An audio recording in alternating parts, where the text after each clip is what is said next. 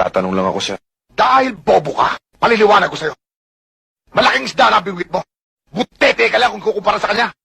Ngayon, ako pa masama. Samantalang sinasagip ko lang kayo sa tiyak na kamatayan. Kung matalino ka, dadamayan mo kami. Dahil taong bayan ang ililigtas natin sa bungangan ng dambuhalang isda. Pero sa tingin ko sa'yo, Hepe, mas bobo ka kaysa sa... Sa halip na damayan mo kami, nananakot ka pa. Ang hirap sa'yo. Puro katapang. Makitid naman ang utak mo.